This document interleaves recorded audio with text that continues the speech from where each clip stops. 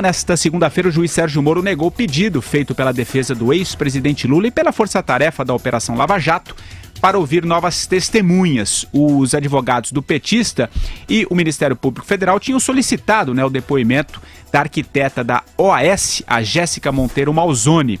Moro afirmou que não há motivo para a produção de provas desnecessárias ou com um intuito protelatório, disse ele. O juiz ainda fixou, Vera, para o dia 20 de junho, o prazo para as alegações finais das defesas. Eu começo esse tema com você. Essa decisão do Moro pode levar à condenação de Lula? Só deve ocorrer de fato no próximo semestre, não? Fica muito perto, do recesso do judiciário, Patrick, para as alegações finais, e então ele deve usar esse recesso para se debruçar sobre a sentença. Isso é o que eu imagino. Eu não acredito que em 10 dias, que é o prazo que vai restar entre as alegações finais das defesas e da acusação, ele tenha tempo para sentenciar. Mesmo porque a gente conhece o modus operandi da defesa do Lula, e eles provavelmente vão apresentar mais pedidos, e ele vai ter de ficar respondendo. A intenção é protelar, né? A intenção é sempre protelar, ele vai responder e talvez eles recorram ao TRF4, então a gente ainda tem alguma margem aí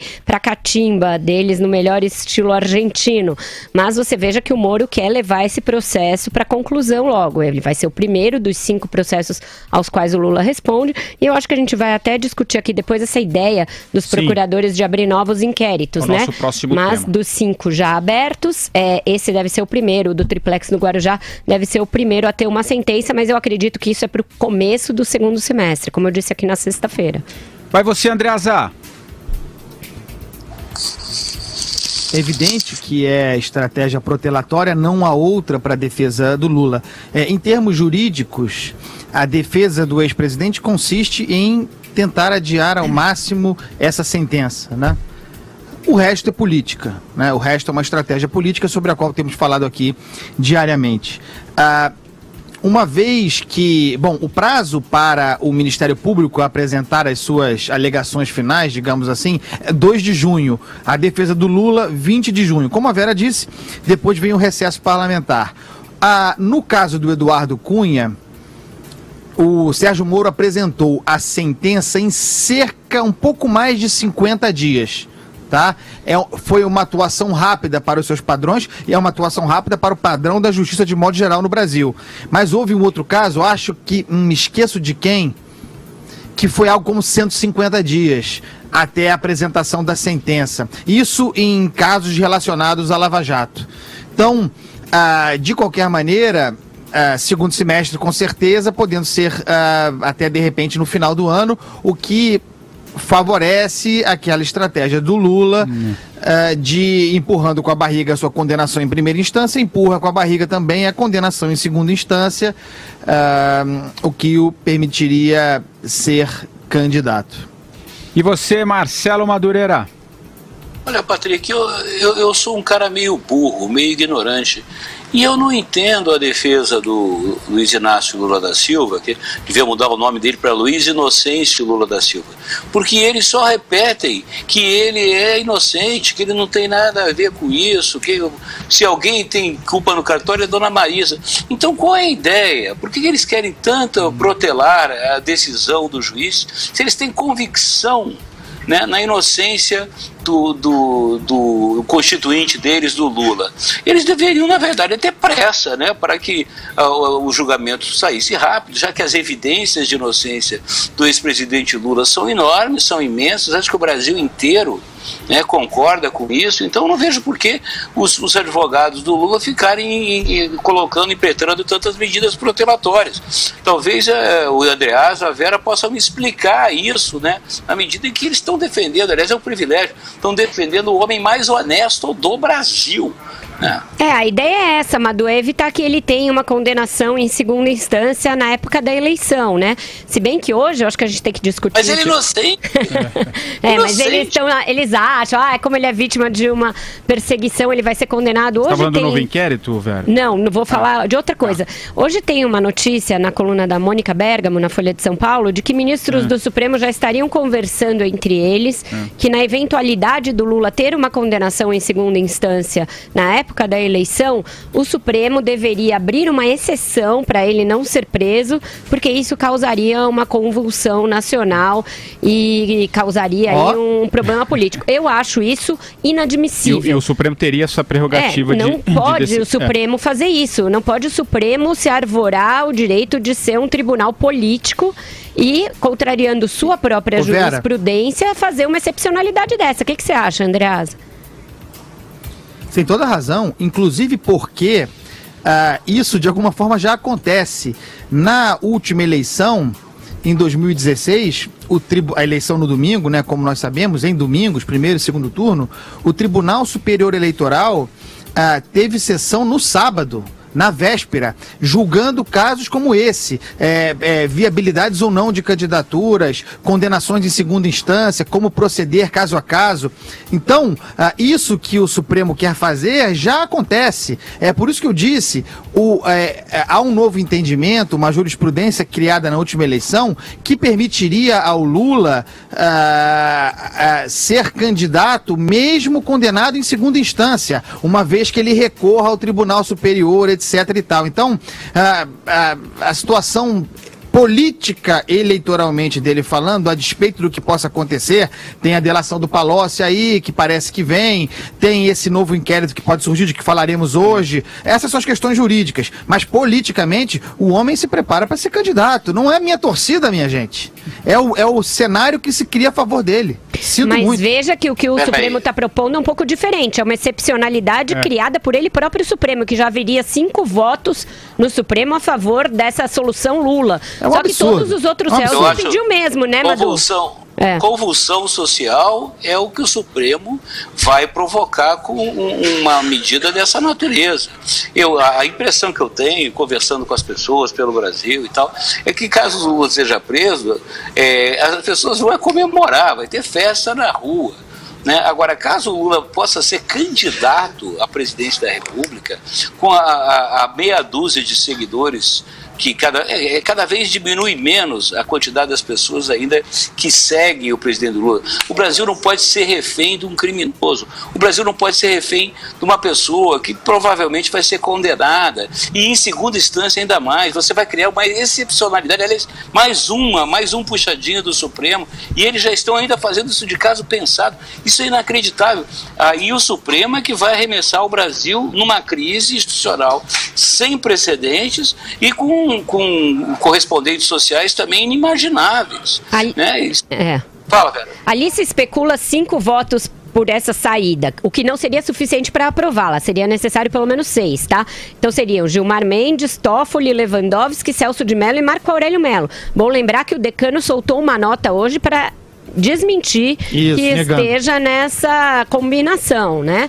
Então a gente imagina quem é que esteja falando aí em off, nos bastidores, e supondo o voto dos colegas. Eu acho que é tão exótico e tão fora de propósito uma coisa como essa, que eu duvido que a maioria dos ministros do Supremo vá enfiar a sua carroça nesse atoleiro. Mas é bom a gente desde já denunciar que isso não é admissível, né? Não é aceitável. Porque não é impossível.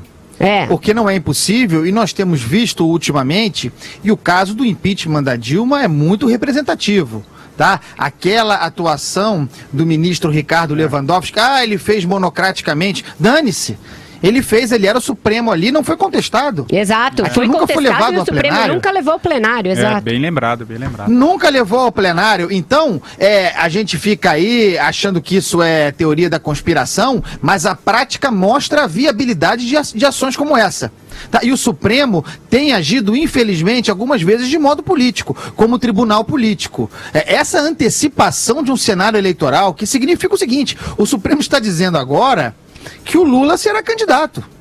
Então está criando um cenário para, digamos assim, garantir as condições democráticas. O que é isso? Tem um monte de processo rolando aí em primeira instância. O Lula, aliás, é um réu em primeira instância. Ele não tem foro no Supremo. Isso tudo é muito esquisito. Eu espero que todos esses ministros soltem nota negando, não só o Celso de Mello. Fala, Madu. Não, para mim isso tem todo o cheiro, tem a nhaca, né, de notícia plantada. Tem toda a cara de notícia plantada, porque a percepção que eu tenho, e eu acho que muitos brasileiros, principalmente do que aconteceu na semana passada, pessoal, semana passada foi punk. O depoimento do Lula, no interrogatório do juiz Sérgio Moro, virou notícia de pé de página, com a revelação das gravações da Mônica Moura e do João Santana. Aquilo ali é de uma gravidade, aquilo é de uma extensão, é inimaginável. Quer dizer, o Brasil ainda está digerindo, né, essas informações. Quer dizer, eu não consigo ver. Eu entendo a sua análise, André, ela é pertinente, mas eu não consigo sentir na opinião pública, sentir nos brasileiros essa passagem que você vê do Lula, entendeu? Eu vejo o Lula, a Dilma, a esquerda, Zé Dirceu, Gilberto Carvalho, esses caras estão cada vez mais isolados da sociedade. Eles estão virando uma espécie, sei lá, de pústula, de uma coisa que a sociedade quer ver o quanto antes ejetada. Eles estão isolados. Madu. Fala, André. Mas é o seguinte, né? O que nós estamos dizendo aqui, por hora, permitido pela justiça, uma vez que seja permitido pela justiça, ou seja, que o Lula não esteja condenado em segunda instância, é uma decisão partidária. É o PT escolher o Lula como candidato. Ponto final. Então nós teremos esse sujeito réu, candidato a presidente da República. Aí você tem razão. Aí nós vamos ver como a sociedade, na condição de eleitora, se manifestará. Considerando o fato lamentável de que não adianta, isso é religião, não adianta lutar contra convertido. O Lula tem hoje... ele pode cometer o crime que cometer, ele tem 20% dos votos, o que num cenário de muitos candidatos talvez seja suficiente para colocá-lo no segundo turno. É esse o cenário que eu estou falando, infelizmente. Vamos ver depois da delação do Palocci, né? Porque aí é um cara que foi muito próximo dele. Mas está vai dizer que entregou dinheiro. Ele está fazendo, ele dispensou o Batóquio, que é a senha que faltava, e hoje o Adriano Breta soltou uma nota dizendo que ele está negociando, que não tem essas condições, de que tem que entregar esse ou aquele, e de que tinha de dispensar o advogado. Então tudo isso que o PT fica plantando para já desqualificar de pronto a delação do Palocci, o novo advogado dele já está tentando rebater. Então eu acho que o Lula pode se complicar mais ainda, e aí perder até uma parte desses convertidos, porque aí o que ele vai dizer? Se um cara chegar e disser, eu entreguei o dinheiro da conta italiana direto para o Lula, aí, entendeu? Vai ficando muito pior. Eu acho que a gente tende a aguardar um pouquinho. Bom. Tanto que você vê que o próprio Dória tá chamando o cara para um duelo, né? Falando, eu quero que ele seja candidato porque ele perde. Acho que ele tá vendo que está se esfacelando esse apoio ao Lula. Vamos ver. E acho vamos que o Patrick vai falar agora do outro inquérito, né? Esse novo inquérito que pode complicar, como a Vera disse, ainda mais a situação do Lula também. O depoimento do ex-presidente Lula ao juiz Sérgio Moro na quarta passada gerou indícios, né, de que houve tentativa de obstrução à Lava Jato. Investigadores da Força Tarefa avaliaram que existem provas de que Lula tentou atrapalhar as apurações e pontuaram encontros do petista com o ex-diretor da Petrobras, Renato Duque, e o ex-presidente da OAS, o Léo Pinheiro, quando as investigações já tinham sido deflagradas. Eu começo esse tema com você, o Andreasa. Claro que se o STF optar por isso que a gente estava dizendo há pouco, né, de decidir sobre o futuro do Lula, um novo inquérito não deve mudar muita coisa. Mas enfim, desse caso específico, como é que você viu, Andreasa? Seria hexa, né? Seria que nem o Mengão, né? Hexa campeão, né? Não, hexa-réu. A CBF definiu pelo esporte. Essa não tem importância nenhuma. Que vamos importa lá, é o torcedor. Patrick, provocação. É um daqueles casos clássicos em que o réu produz provas contra si no tribunal, né? É um caso clássico disso, e foi o que o Lula fez. Ele confirmou, embora negando o conteúdo dos encontros, ele confirmou a existência dos encontros, de vários encontros, inclusive aquele inacreditável, para mim o réu verdadeiramente inacreditável, aquele com Renato Duque num hangar obscuro, né, informado por Dilma, presidente da República, perguntar se o diretor da Petrobras tinha conta lá fora, etc e tal. Isso é obstrução de justiça, né? A se confirmar, o indício é verificável. A gente teve um exemplo claro daquilo que a gente vê na teoria, né? Quem estuda direito e tal, a fabricação de provas contra si no tribunal. É aquela consequência, é melhor ficar calado às vezes. Vai, Madu.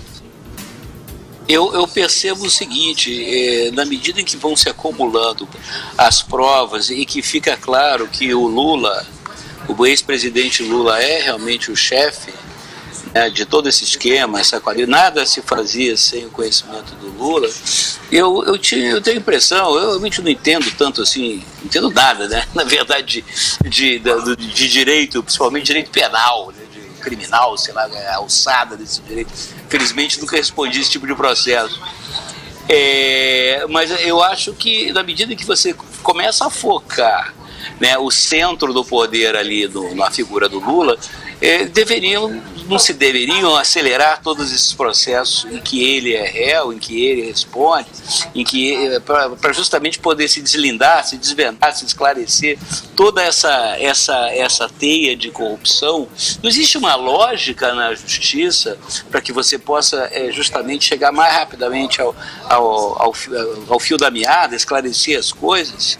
Hein, Vera, você que é uma rata de código penal e código civil, entende tudo. É impressionante, é muita paciência. Madu, sabe que ontem no almoço de Dia das Mães eu tive de aguentar uma espécie de um puxão de orelha do meu pai, que é juiz aposentado, e da minha mãe, que é advogada, por eu ter largado a faculdade de Direito no 2º ano. Então você falando isso agora, eles vão falar, tá vendo, minha filha, você devia... Tava rica. Pois é. Estaria lá no Supremo agora, Vera. Agora, eu acho o seguinte, eu acho que é contraproducente abrir novos inquéritos contra o Lula nesta etapa que a gente está. Isso combina mais ou menos com isso que você está falando. Se ele cometeu obstrução de justiça, por exemplo, pedindo para o Léo Pinheiro destruir provas, o Léo Pinheiro já é réu junto com ele nessa ação do triplex no Guarujá. Então, o Ministério Público poderia, nas suas alegações finais, incluir essa alegação de pedido de obstrução, de tentativa de obstrução de justiça, e pedir para agravar a pena com base nisso. Eu acho que isso é muito mais produtivo do que você abrir um novo inquérito, ouvir todo mundo de novo, chamar testemunhas, ficar sujeito a toda sorte de enrolação da defesa do Lula. A mesma coisa em relação ao Renato Duque. Já há outras ações que investigam a conduta do Renato Duque.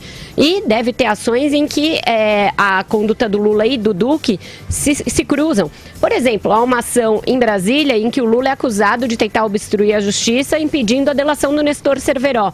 Não seria o caso de adendar esta denúncia e dizer que ele também tentou obstruir a justiça procurando o Renato Duque? Não são duas condutas semelhantes com dois diretores da Petrobras? Eu acho que isso seria mais produtivo, mas aí eu não estou falando, não estou citando nenhum... eu falo mais pelo bom senso, Madu. Não tenho certeza se isso é possível, se um fato estranho, a denúncia pode entrar depois. Eu acredito até que não, porque eu me lembro que na época do Delcídio do Amaral eles tentaram incluir uma outra alegação e a defesa do Delcídio alegou que aquilo era estranho, a denúncia eu acho original. Que nessa altura, né? Não pode. Então, talvez tenham de abrir outros, mas eu acho que fica uma coisa que não acaba nunca e que não fecha nunca. Acho meio contraproducente. No caso, Vera, de se descobrir que o ex-presidente Lula fez sauna nu e pelado, o Delcídio do Amaral, para se esconder do microfone, você acha era o João Santana que estava na sauna com o Delcídio, não era o Lula? Essa sauna é muito frequentada. Essa sauna aí, eu achei extraordinário. Até homem pelado. Ninguém falou que estavam pelados, alto lá. Data vênia. Não, fazem sauna de terno e gravata.